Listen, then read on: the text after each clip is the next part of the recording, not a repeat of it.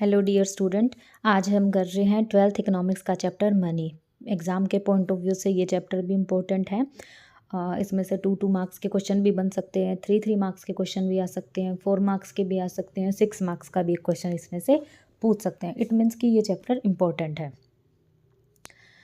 सबसे पहले हम देखते हैं बेटा मनी का इवोल्यूशन, कि मनी का इवोल्यूशन है वो कैसे हुआ था। पहले बार्टर सिस्टम था, ठीक है। बार्टर सिस्टम में क्या होता है, गुड्स के बदले गुड्स मिलती है। फिर गोल्ड के कॉइन्स आए, फिर मेटल के कॉइन्स आए, फिर पेपर मनी आई, उसके बाद प्लास्टिक मनी, फिर प्लास्टिक के कार्ड्स आए, फिर इलेक्ट्रॉनिक्स मनी, ई मनी, जैसे कि हम आज के टाइम पे यूज़ करते हैं, फ़ोन से ट्रांसफ़र करते हैं ना इलेक्ट्रॉनिक पैसे।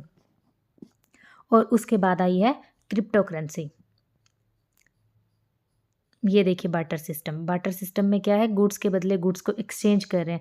जैसे कि किसी के पास एप्पल है, किसी के पास वीट है, वीट को देकर एप्पल ले लेना, वीट को देके क्लोथ्स ले लेना। किसी के पास काऊ है, किसी के पास हॉर्स है, काऊ के बदले हॉर्स को देना, हॉर्स के बदले काऊ को देना। तो इसको बोलते हैं बार्टर सिस्टम।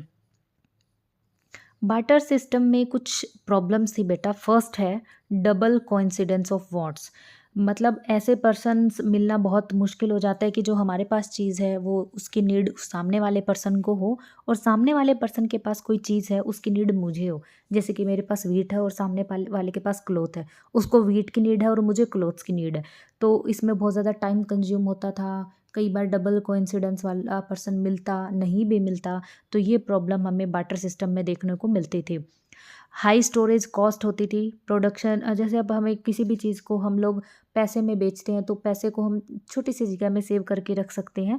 लेकिन आज के टाइम पे तो ज़रूरत ही नहीं है कि पैसा हाथ में होगा, मोबाइल पे ट्रांसफ़र होगी, वो हमारे अकाउंट में सेव रहेगा।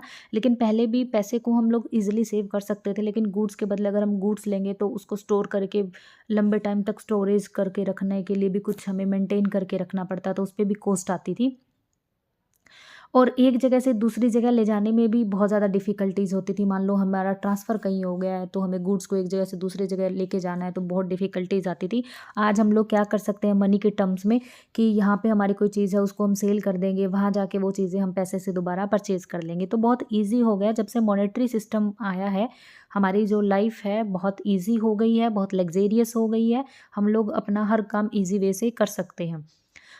No proper unit of account, मतलब मेजरमेंट का। अब मैं हॉर्स और काऊ का आपको एग्जांपल दूं कि आप एक हॉर्स के बदले काऊ लोगे तो आपको नहीं पता कि कितनी टोटल यूनिट है। या वीट और आप एप्पल देखिए कितनी वीट के देंगे, कितने एप्पल हमें मिलेंगे, ऐसे कोई भी एक मेजरमेंट यूनिट नहीं थी। No acceptable to everyone. Goods of one person may not be acceptable to other person. मेरे पास जो गुड्स है उसको बाकी सब लोग एक्सेप्ट करें ना करें, ये भी आता था। नो स्टैंडर्ड पेमेंट्स, ये प्रॉब्लम भी आती थी कि कोई भी पेमेंट है वो स्टैंडर्ड पेमेंट नहीं थी। ये देखो ये बार्टर सिस्टम के ड्रॉबैक्स हैं बेटा। Double coincidence of want, lack of common unit value, मतलब कॉमन कोई यूनिट नहीं थी कि हॉर्स का कितने रुपए का है, काऊ कितने रुपए की है। एक हॉर्स के बदले क्या 2 काऊ मिलेंगी, या 2 काऊ के बदले एक हॉर्स मिलेगा, या एक हॉर्स के बदले एक काऊ मिलेगी, ऐसा कोई भी मेजरमेंट यूनिट नहीं कर था। Difficulties of future payment and contractual payment, कि अगर मैं ये कहूँ कि आज मुझे ये गुड्स चाहिए, मेरे पास आज पैसे नहीं है, मैं इस महीने की 31st को आपको जैन को है वो पैसे दे दूँगी, पेमेंट कर सकती हूँ मनी के टर्म में। लेकिन अगर मैं आपको ये कहूँ कि मैं आपको वीट दे दूँगी, वीट ख़राब भी हो सकती है, वीट जा भी सकती है, मेरे पास वीट हो भी नहीं सकती है, मतलब फ्यूचर पेमेंट और कॉन्ट्रेक्चुअल पेमेंट का डबल बार्टर सिस्टम में कोई भी जगह नहीं थी।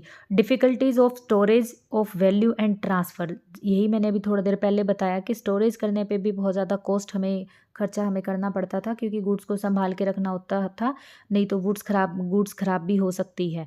और ट्रांसफ़र में भी बहुत ज़्यादा इश्यूज़ आते थे गुड्स को लेके। जैसे अब हमारे पास गाड़ी है, उसके अंदर हमें कोई चीज़ लेके जानी, पैसा लेके जाना है, हम लोग 10 लाख, 50 लाख, 1 करोड़, 2 करोड़ आराम से ईज़िली कैरी करके ले जाएँगे। अगर उसमें हमें 5 चेयर लेके जानी पड़े, 2 टेबल लेके जाना पड़े, हम लोग कैसे कैरी करेंगे? नहीं कर सकते ना।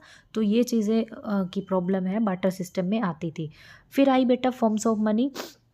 सम इम्पोर्टेंट फॉर्म्स ऑफ मनी हैं, जैसे कि fiat money, fiduciary money, full bodied money, credit money.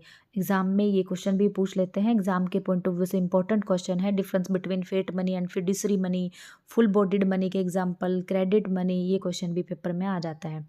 Fiat money वही है बेटा जो गवर्नमेंट इशू करता है जिस करेंसी को, जिस पे गवर्नमेंट की अथॉराइजेशन होती है, गवर्नमेंट की स्टैंप होती है।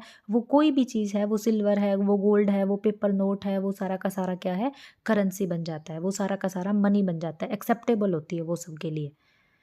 फिड्यूसरी मनी वो मनी होती है, एक्सेप्टेड होती है as a medium of exchange because the trust between the payer and the payee. जैसे कि चेक, अब मान लो मेरे पास घड़ी है और सामने वाले के पास कोई और चीज़ है, या सामने वाले के पास कोई रुपीज़ है। मैंने ये कहा कि मुझे ये सामान दे दो, मेरे पास पैसे नहीं है, मैं आपको शाम को दूंगा, ये आप घड़ी रख लीजिए, ये 3000 की है, ये 5000 की है, समथिंग। तो वो ट्रस्ट, एक ट्रस्ट था, पेयर एंड पेज। तो वो वोच क्या बना, मीडियम ऑफ एक्सचेंज। जैसे कि चेक, चेक कागज का होता है, उसके ऊपर लिखा होता है इतना अमाउंट है, वो बैंक से जाके जब आप चेक क्लियर करवाओगे तब आपके अकाउंट में अमाउंट आएगा। लेकिन वो एक ट्रस्ट है पेयर एंड पीस के बीच में, कि हाँ इतना अमाउंट इस चेक पे लिखा हुआ है, इतने की गुड्स थी, तो बाद में ये चेक मैं क्लियर करवा लूँगा। फुल बॉडीड मनी में क्या होता है, ये कॉइन्स लगा लो एक तरीके के, जिसके अंदर फेस वैल्यू और उस जो कमोडिटी की वैल्यू है वो इक्वल होती है, उसको बोलते हैं फुल बॉडीड मनी। ठीक है।